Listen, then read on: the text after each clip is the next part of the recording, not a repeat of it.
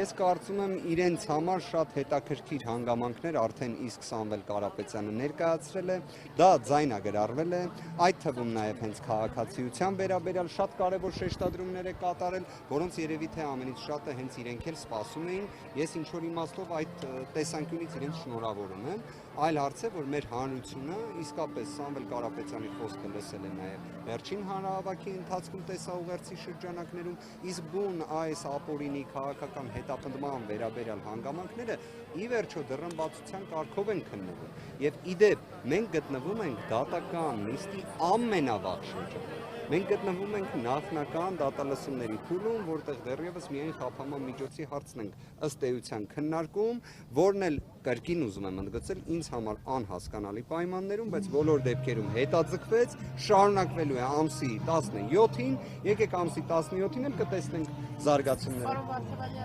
Բայց մի հանգամանք էլ էլի բոլոր դեպքերում նշեմ։ Ինչն է կարևոր, ես ինչի համար եմ մտահոգությունը արտահայտում, զայրույթը արտահայտում կամ զարմանքը արտահայտում։ Մեզ համար էական նշանակություն ունի նույնիսկ 1 ժամը, որ խափանման միջոցը փոխվի, որովհետև այդ 1 ժամը կարող է ծառայել քաղաքական գործընթացներին պատշաճ մասնակցության համար, նույնիսկ այդ 1 ժամը, եւ մենք փաստացի 2 օրից զրկվել ենք արդեն, որի համաչափությունը, ողջամտությունը, անհրաժեշտությունը չեմ կարողանում ընդունել։ Շատ պարոն Մարտիրոսյան, խափանման միջոցի փոփոխման հարցի քննությունը դեռևս չի ավարտվել, բայց ձեզանից առաջ էլ ունեցած փաստաբանները միջնորդեցին այն փոփոխել, վերացնել։ Դուք ինչ խափանման միջոց եք ցանկանում, որպեսզի ընտրվի, առհասարակ եթե չվերացվի, ինչ խափանման միջոց կարող է ընտրվել։ Այս դեպքում ես կառաջարկեմ, որ սպասեք ամսի 17-ին, հույս ունեմ, որ ներկա կգտնվեք դատական նիստին, կլսեք իմ կողմից ներկայացվող միջնորդությունը, առնվազն 1 հանգամանքը գաղտնազերծեմ կամ բացահայտեմ, տնային կալանքը պետք է վերացվի։ Չի կարող տնային կալանքը լինել ողջամիտ։ Մի գաղտնիք էլ ձեզ բացեմ, 2026 թվականի մարտի 14-ի դատական ակտում նախագահության Վարդգես Ստեփանյանի կրկին հակակոռուպցիոն դատարանի ուղիղ արձանագրվել էր 1 հանգամանք, թե ինչի համար է տնային կալանքը 1 ամսով երկարաձգվում։ Իդեպ կարող ենք նաև խնդրել մեր գործընկերները այդ նույն հարցը ուղղեն օրինակ Դատախազ Դալաքյանին, ով նշված դատական ակտը չի բողոքարկել, եւ այսօր դատական նիստի ընթացքում միջնորդում է 3 ամսով երկարաձգել տնային կալանքը։ Դատարանը նշել էր 1 հանգամանք, ասել էր, քանի որ դեռ ակտիվ վարույթային գործողություններ պետք է կատարվի։ Այդ իսկ պատճառով ու հատուկ ընդգծել է նաև նախաքննության հանգամանքից ելնել, որ գործը դեռևս գտնվում է նախաքննության փուլում, 1 ամսով երկարաձգվում է։ Դատախազը այդ դիրքորոշումը դատարանը չի բողոքարկել։ Այսինքն 1 ամիս առաջ համաձայն է եղել, հիմա համաձայն եղել մի ամիս առաջ։ Այսինքն Դալաքյանը համաձայն էր, որ 1 ամսով երկարաձգվի բացառապես այն հիմքով, որ դեռ նախաքննության ընթացքում պետք է գործողություններ կատարվեն։ Այդ պատճառաբանության հետ համաձայնվել է, դրան հաջորդել է ինչ, հա, նախաքննության ավարտ, ակտիվ գործողությունների բացակայություն, իրենց կողմից իբրև մեղադրական եզրակացության հաստատում, որի վերաբերյալ մոտ 5-6 րոպե նաև ներկայացրել էր հրապարակայնորեն նաև հանրայինի եթերում, ու հատկապես հանրայինի եթերում, բայց հիմա էլ գալիս է եւ ներկայացնում է դիրքորոշում, որ 3 ամսով երկարաձգվի տնային կալանքը։ Ես իսկապես ուզում եմ հասկանալ, որտեղ կարող է լինել ողջամտությունը։ Իդեպ դրա պատասխանը ես դատական նիստի ընթացքում տվել եմ։ Պարոն Դալաքյանը չի հանդիսանում անկողմնակալ դատախազ։ Պարոն Վարդիվանյան, այդ դեպքում օրինակ այսօր ինչու 3 ամսով դատախազը առաջարկեց երկարաձգել, եթե օրինակ քանի ամիս առաջ 1 ամսով էր երկարաձգել, այստեղ իրավական պրոցես։ Այստեղ իրավական պրոցես չենք տեսնում, այստեղ տեսնում ենք քաղաքական հետապնդում, որովհետև միայն քաղաքական հետապնդման պայմաններում է, որ կարող է այդպես լինել։ Միայն որովհետև իրավական տրամաբանություն, ողջամտություն այստեղ իհարկե առկա չէ, չի էլ կարող լինել։ Այսինքն նույն դատախազը գտնում է, որ դրվագներից մեկը, որը իդեպ կրկին հարցազրույցի ընթացքում նաև ներկայացնում էր հսկող դատախազը մեղադրական եզրակացությունը հաստատելով։ Ես շատ ցավում եմ, որ օրինակ մեր գործընկերը այդ հարցը չուղեց պարոն Դալաքյանին։ Օրինակ հարցը կարող էր հնչել ինչպես. Պարոն Դալաքյան, դուք այդ դրվագներից մեկով հիմնավոր կասկածի բացակայության վերաբերյալ դատական ակտ եք ունեցել, որը չեք բողոքարկել։ Համաձայնվել եք դրա հետ, ո՞նց եք մեղադրական եզրակացության մեջ այն ներառում, ո՞նց եք այն որպես մեղադրանք հաստատում, բայց ավաղ այդ հարցը չի հնչել, դատախազն էլ դատական նիստի ընթացքում որևէ արձագանք դրա վերաբերյալ չտվեց, թեև այն մատնացույց արվել էր, որպես իր անկողմնակալության դեֆիցիտի խնդիր։ Գործընկերներ, ամփոփելով խոսքս ուզում եմ հետևյալը նշել։ Մենք խոսում ենք 10 ամիս տևող կալանքի մասին։ 10 ամիս։ Մենք խոսում ենք Հայաստանի նախընտրական շրջանում գտնվելու մասին։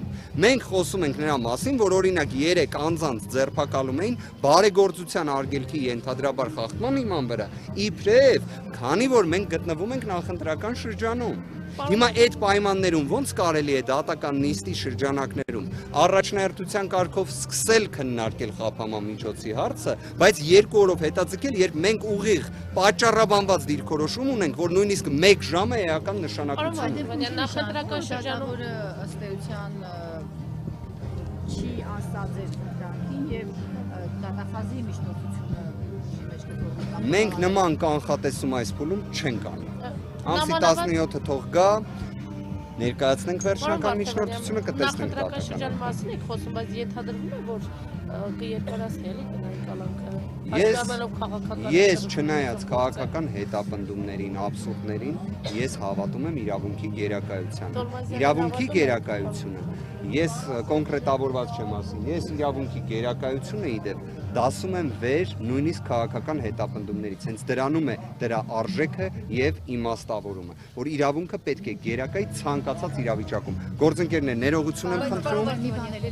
Վերջին հետ կապված է, եթե կարող եք, էլի հակագծեր բացել։ Այդ ձայնագրության մեջ հեռուստացույց, տելևիզոր, փող, այդ ինչի մասին է խոսքը։ Գիտեք, նախաքննական գաղտնիքով սահմանափակված լինելով չեմ կարող ամբողջական տվյալ ներկայացնել, որովհետեւ ամեն դեպքում հարգենք նշված կանոնը, պարզապես մեկ հանգամանք նշեմ, դատարանի կողմից 2 դրվագից 1-ի վերաբերյալ հիմնավոր կասկածը չի հաստատվել։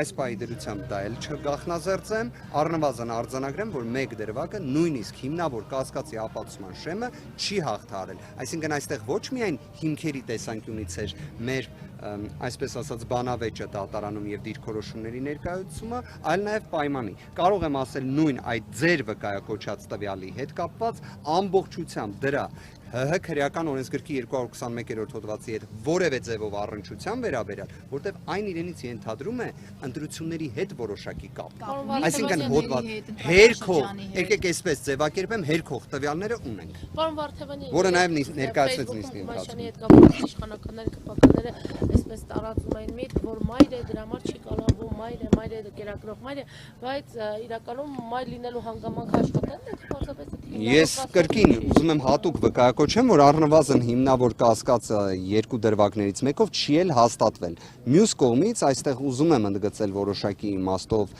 որպես գիտեք վարքագծի կարևոր մոտեցում, որ հակակոռուպցիոն կոմիտեն ինքնին տնային կալանքը որպես խափամամիջոց կիրառելու միջնորդություն էր ներկայացրել։ Այսինքն ոչ թե կալանք, այլ տնային կալանքը։ Իդեպ ի սկզբանե ձերբակալվել էր գոհարը կալանքի միջնորդություն ներկայացնելու համար։ Սա եւս կարևոր արձանագրում է։ Շումները, հայտարարությունները Եկեք ես հետևություններ թողնեմ ձեզ, բայց առնվազն փաստն եմ ֆիքսում։ Բայց նաեւ եկեք ֆիքսենք, որ կալանքը եւ տնային կալանքը, թե եվրոպական դատարանի նախադեպային որոշման համաձայն, թե սահմանադրական դատարանի, թե վճռաբեկ դատարանի իրար համարժեք ինտենսիվ խափամամիջոցն են։ Շնորհակալ եմ։ Մի հարց է, Գոհար Ղումանյանին առնչվող հեռուստացույցի դրվագը վերաբերում է այս 2 ամսվա պատմությունը, թե ավելի վաղ արված կամ ուժեղ Կրկին եկեք հետևյալ կերպ ասեմ, ընդհանրապես նշվածը 221-րդ հոդվածի այն է, ընտրական որևէ ձևով գործընթացի հետ առնչվելու տեսանկյունից հերքող տվյալները ներկայացվել են։ Շնորհակալ եմ։ Կներեք, գործընկերներ, ներողություն։